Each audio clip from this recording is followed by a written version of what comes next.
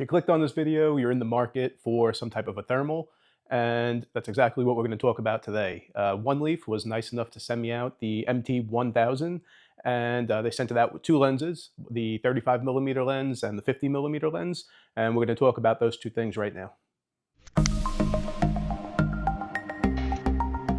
Now, I hadn't heard of Oneleaf before until my buddy ended up purchasing one probably close to a year ago, and it sparked my interest, and I decided that it's a pretty cool option to have on a hunting rifle, specifically for varmint and coyote hunting in my area.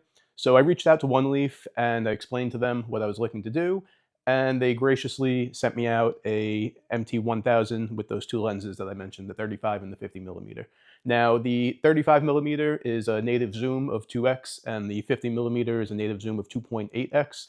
I'm not going to go through all the specs. There's a few videos, several, that go through comprehensively all of the menu settings and stuff like that. What I want to talk about is the use case that I was looking to fill with this thermal. Now, previously, I had been running a 11.5-inch ergi with an aim point on it and a magnifier. And in front of that, I was using a Wilcox flip to side with an iRay 25 on it.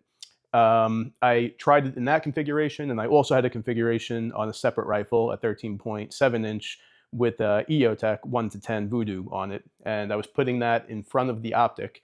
Now, a big problem with that for me was every time I zoomed in from 1x, I was zooming in on the screen, the digital screen, and the image became really pixelated. So what Oneleaf did to mitigate that is they actually came out with multiple lenses that could be swapped out on the MT1000. So they have the 35mm, the 50, and I believe it's the 70, either 70 or 75. I believe it's 70. I didn't get that one because I'm not shooting out to distances that would require that type of reach. So I stuck with the 35 and the 50 for what I'm going to be doing, out to a few hundred yards with coyotes. So I started to do some testing with it. I did some handheld testing, and I'll throw some footage up on the screen of the recordings. Initially, I took it out just as a handheld unit with a couple of my buddies.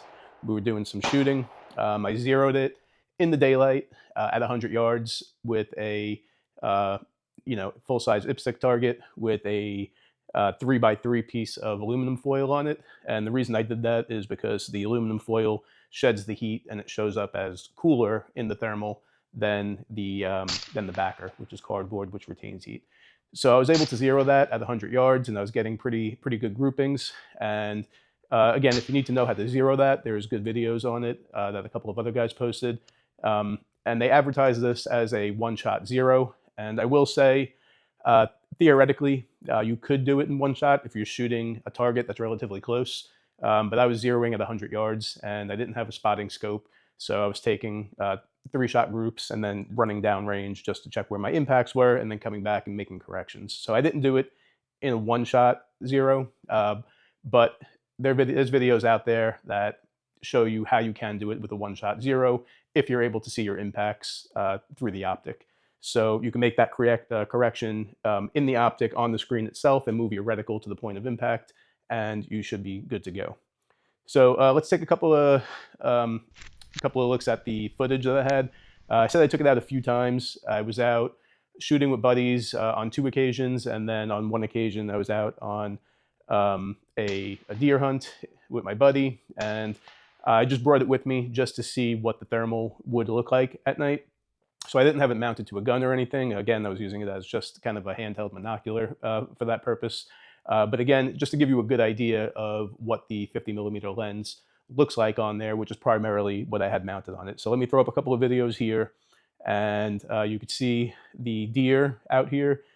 He was out, but I didn't range it, although this thermal does have the ability to do ranging. I didn't turn it on for the deer, but the deer was probably at about, I want to say 70 to 80 yards. But I did range a set of turkeys, and the turkeys were out at about 60 yards, a little bit more, 65 or so. And this is what they looked like. I have a few shots of them on a few of the different color palettes. So that was in a tree blind, 20 feet in the air. And then I switched through some of the palettes. Some of the images might be a little grainy because the tree stand I was in had a blind around it. So you'll see that there's some mesh in some areas around that.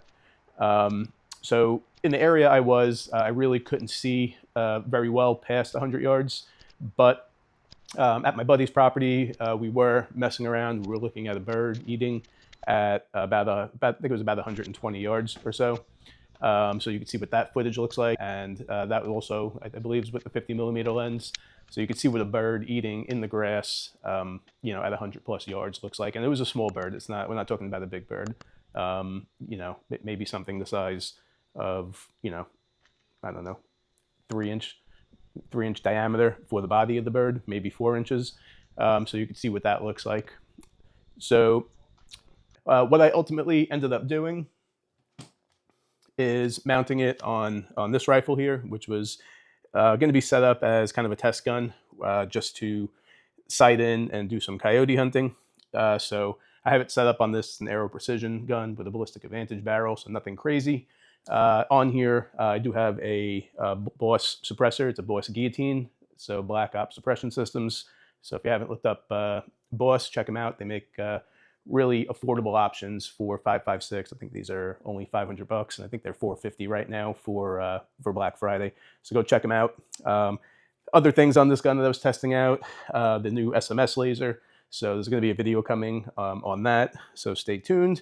And just a pretty basic gun, Magpul grip, and I have a CMC trigger in here. If you haven't checked out CMC and their cassette triggers, go check them out. They actually have component triggers too. So just a couple of plugs for a couple of companies that I like and that I work with. So you'll see on the other side of the thermal here, you have your rangefinder on this side. My buddy actually made me a cover for this, 3D printed. So if you're interested in one of these, you can go give him a shout out. I think his channel is Outdoor Layman. So go check him out. If you want one of those, you can get in touch with him. He can print you one. So all in all, I think that this thermal really works exceptionally, to be honest with you. I did take it out with the iRay RH25 and I compared it, and it's on, you know, it's on par, and dare I say, probably a little better than that, because the refresh rate on this is so good that you're not getting the freezes in between frames, which could be detrimental, especially when you're trying to take a shot. And if you know, you hear that clicking, click, click, and the frame freezes and then kind of resets. So this does not do that. It has a high enough refresh rate that it's a continuous video or a continuous feed. Some of the videos I took on this, one thing to note is a couple of the videos did freeze. So I'll put a couple of those videos up here so you can see them. You'll see that they start to play in the recording and then they freeze and then move. So I reached out to Oneleaf about it. I let them know. They do know that it's an issue and they're going to be working on it to fix it. But what I did to remediate it is I just took out the SD card and I reformatted it. I'm sorry, correction, I didn't take it out. I reformatted it in the optic itself. And then after I did that, it seemed to have corrected the problem for the most part. It did happen on one other occasion, but all the other videos I took were fine. So you can see them up on the screen here. And I'm sorry, they're bouncing around a lot. It's like I said, I was using it as a handheld. So they're pretty shaky, but just to give you a good idea of what you can expect through this thermal. So guys, I hope you enjoyed the video. I hope you learned something. I hope you found it useful. If you haven't done so already, please like and subscribe. It helps us out a ton. And we'll see you in the next video.